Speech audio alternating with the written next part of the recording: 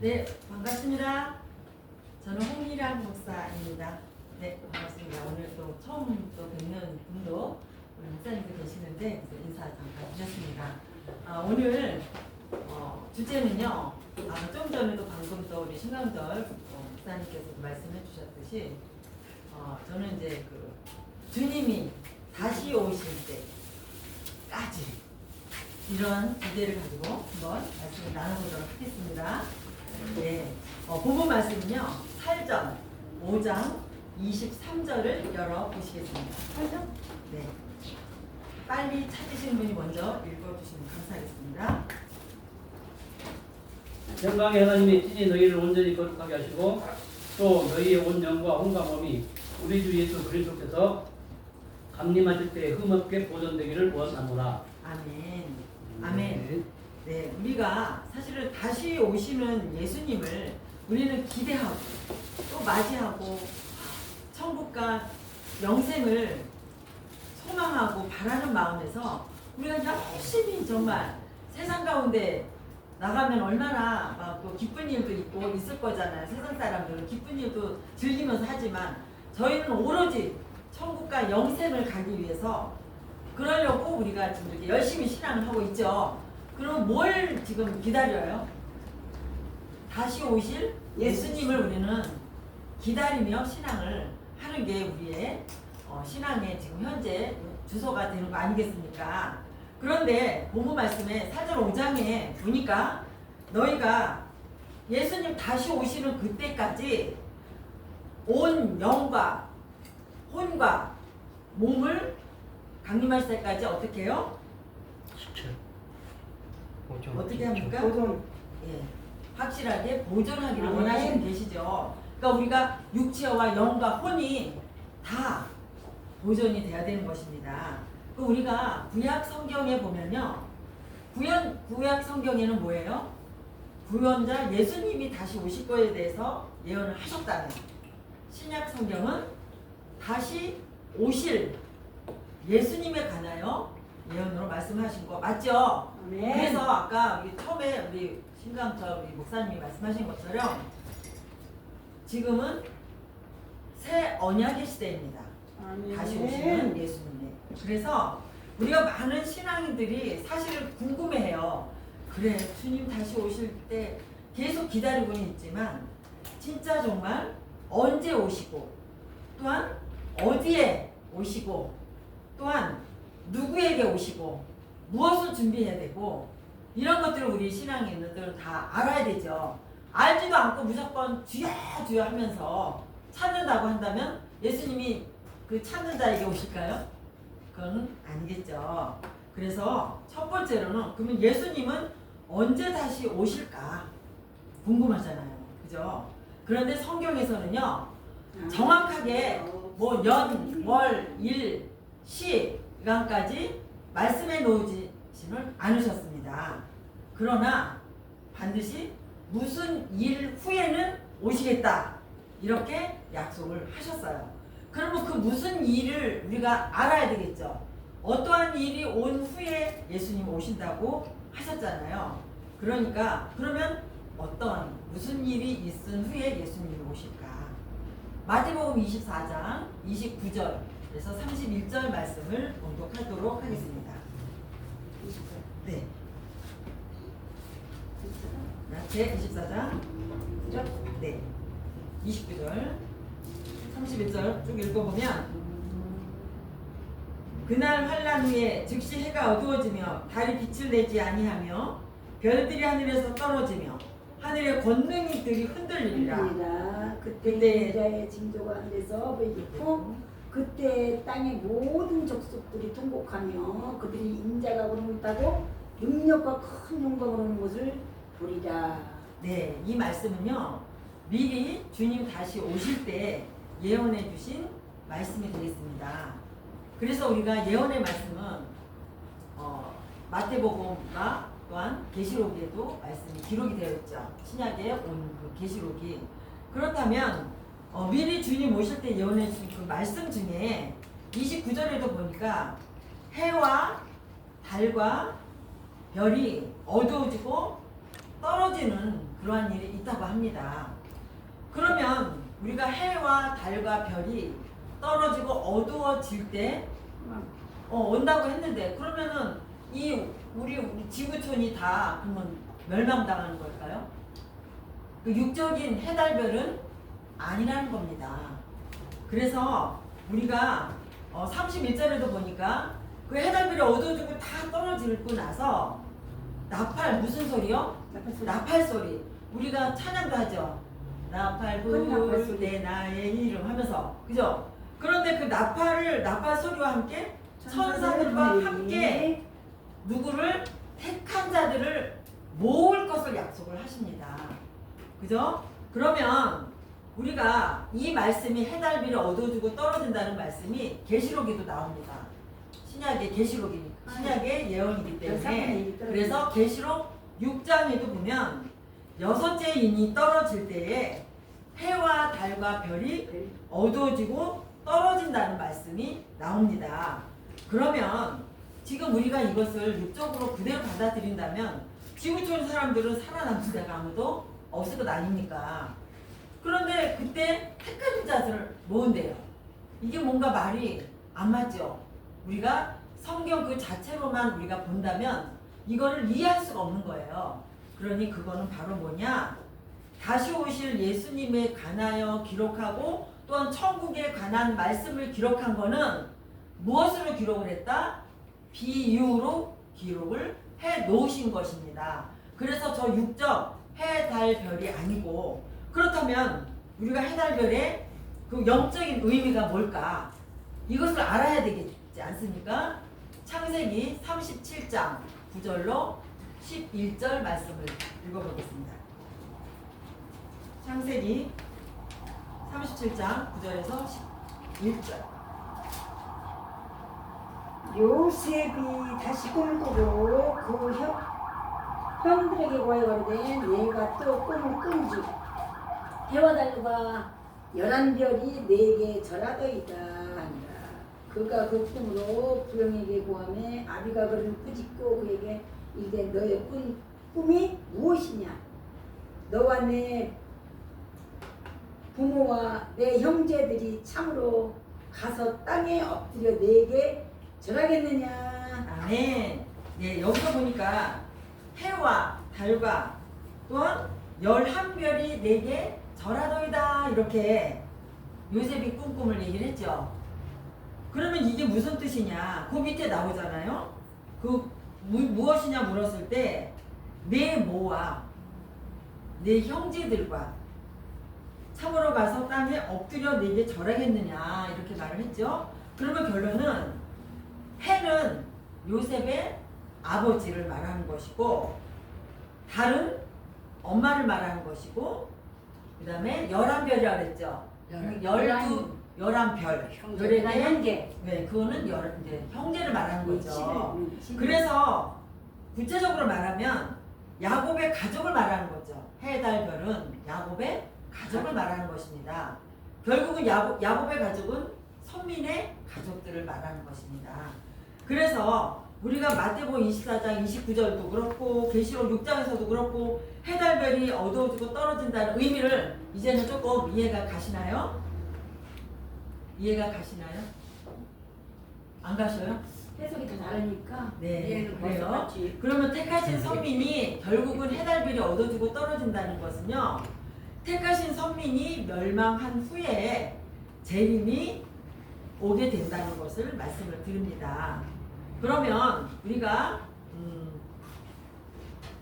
주 재림 때 사실은 예수님이 택하신 선민은 과연 그 멸망받는 선민은 과연 어떤 자인지 또 왜 멸망을 또 받아야 되는지 이러한 자세한 것도 우리가 성경을 통해서 알아갈 필요가 있다는 것입니다. 그러면 예수님 다시 오실 때 이 모든 것을 보고 듣고 교회들에게 가서 증거하는 예수님의 사자를 보내주시겠다고 약속을 하셨습니다.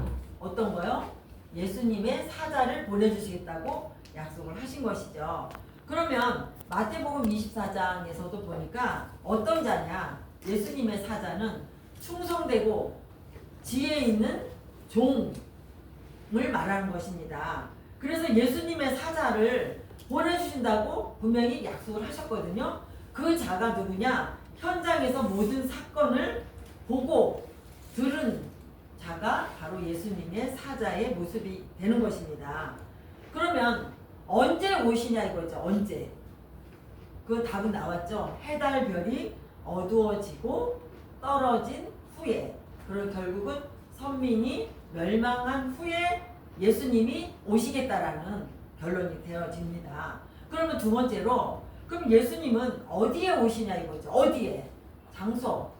장소가 분명히 있습니다. 계시록 14장 1절에도 보니까 어린 양이 시온산에 섰고 이런 말씀이 있거든요.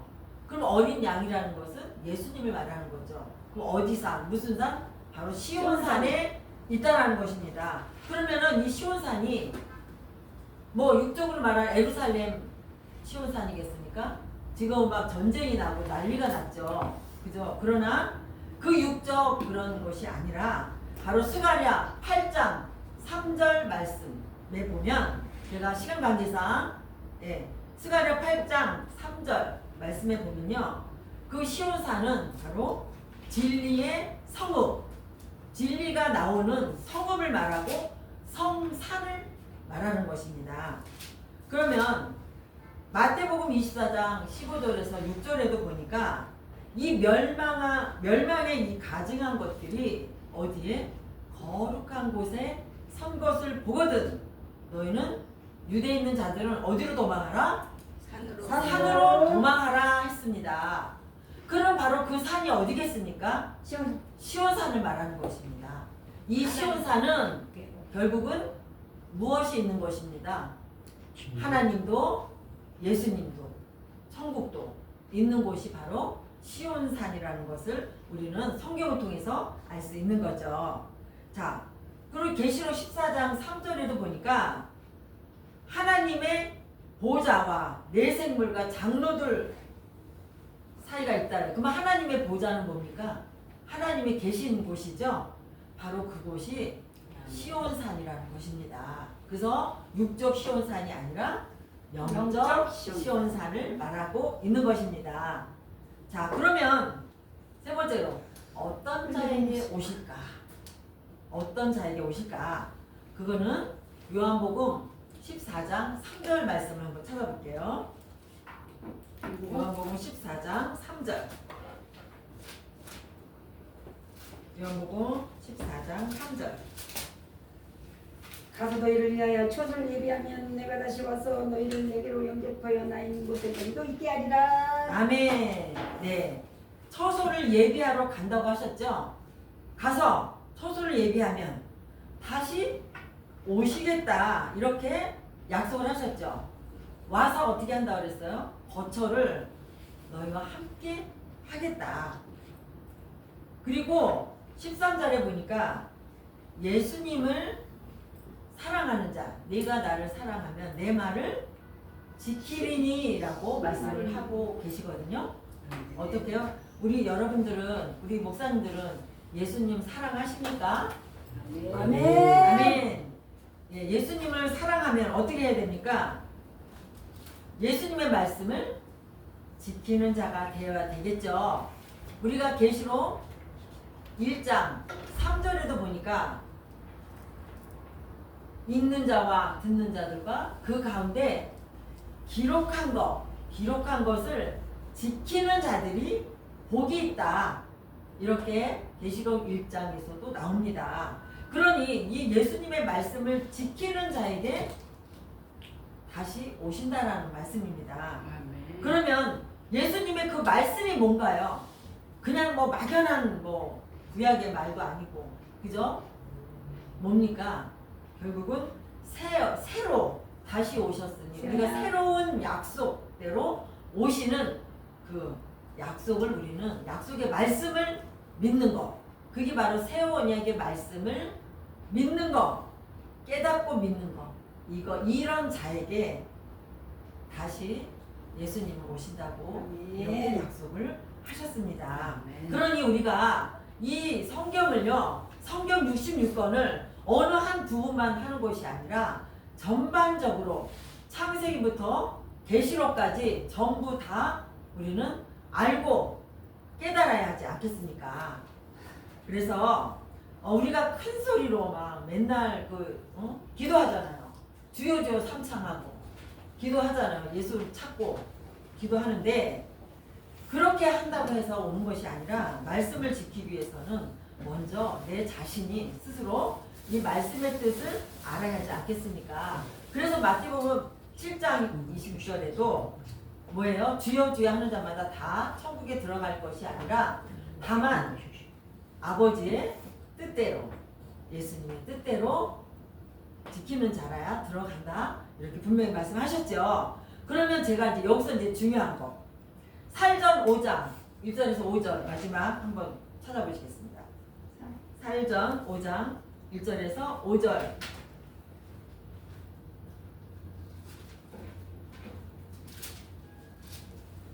살전 5장 1절에서 5절 형제들아 이거 아니요 2절부터요. 주의 날이 밤에 도적같이 이를 줄 너희 자신이 자세히 알리라. 저희가 평안하다 안전하다 할 그때에 잉태된 여자에게 해산 고통이 이른 것 같이 멸망이 호련히 저희에게 이르리니 결단코 피하지 못하리라.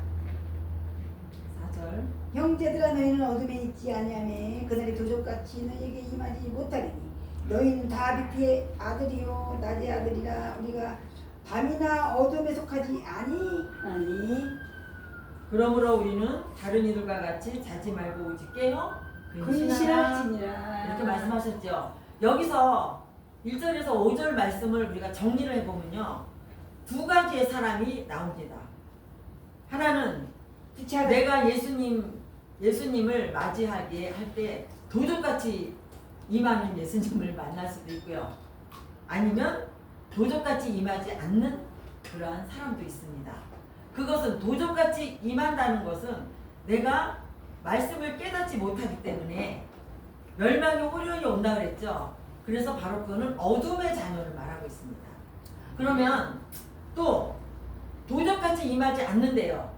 그것은 내가 깨어서 준비된 사람 그 말씀을 깨닫고 빛으로 나아가는 빛의 자녀. 그죠? 그래서 네. 어둠의 자녀와 빛의 자녀 두 부류로 나누어지는데 우리는 사실 정말 도적같이 임하는 예수님을 맞이하는 신앙을 해야 될까요? 아니면 도적같이 임하지 않는 그런 신앙을 해야 될까요? 도적같이 임하지 않는 그렇죠. 해야죠. 그렇죠. 도적같이 임하지 않으려면 어떻게 됩니까? 우리가 그 예수님이 주신 그 새 언약의 말씀을 내 생각과 마음에 기록을 하여서 우리가 빛으로 나아가서 빛의 자녀가 되어서 오직 근신하여 깨어있으면 우리가 도적같이 예수님을 맞이하지 않고 어디 갑니까? 천국 갈 수 있는 거 아닙니까? 자, 그러면 이게 바로 빛이라는 것은요. 요한복음 제일 중요한 겁니다. 요한복음 1장 1절에서 4절 말씀에 보니까 이 말씀은요. 하나님 태초에 말씀이 계시니라. 이 말씀은 곧 하나님이라 말씀하셨고 이 말씀 안에 생명이 있고 중요한 거 바로 빛이 있다. 이렇게 말씀을 하셨습니다. 네. 그러니 우리가 말씀을 깨달아 빛의 자녀가 되어야 하겠죠? 아멘. 아멘. 네. 그래서 지금 이제 정리를 하겠습니다. 언제 오시는가? 바로 해달별이 어두워지고 떨어질 때. 떠날 때 그러니까 선민이 멸망 후에 온다. 그죠? 그 다음에 어디에? 그것은 육적인 저 시온산이 아니라 하나님도 예수님도 천국도 있는 영적 시온산에 오시고 그럼 빛의 아들이 되기 위해서는 어떻게? 말씀, 때를 따른 양식. 결국 우리는요, 이 우리 시대를 살아감에 있어서도요, 때가 굉장히 중요하죠. 아멘. 우리가 이 정치도 막 바뀌잖아요. 법도 막 바뀌잖아요. 그럼 우리가 그 시대에 맞는 법을 지켰을 때 우리는 근데 법을 지키지 않으면 죄인이 되는 거죠. 그러면 이 시대에 우리 신앙에 법도 있다라는 것입니다. 그러면 그 법을 우리가 지켰을 때 알아야 지키죠. 그죠? 그러니까 먼저는 아는 것이 너무 중요합니다. 그래서 우리가 마태 24장에도 보니까 충성되고 지혜 있는 종이 무슨 양식을 주느냐? 때를 따라 주는 양식을 준다 했습니다. 그러니 예수님 다시 오실 때 어떻게 해요? 우리 예수님이 우리를 위해서 사자를 보내주신다 했잖아요. 보혜사. 그 예수님의 사자를 우리가 맞이하고 그분의 말을 듣고 우리는 따라가야 하는 것입니다. 아셨죠? 그래서 누구에게? 바로 예수님을 사랑하는 자. 그 예수님을 사랑하는 자는 약속을 지키는 자고 빛의 아들이고 그 다음에 도적같이 오시지 않는 그러한 신앙인에게 오신다는 거 이렇게 마무리 해드리고 이상 마치도록 하겠습니다. 감사합니다.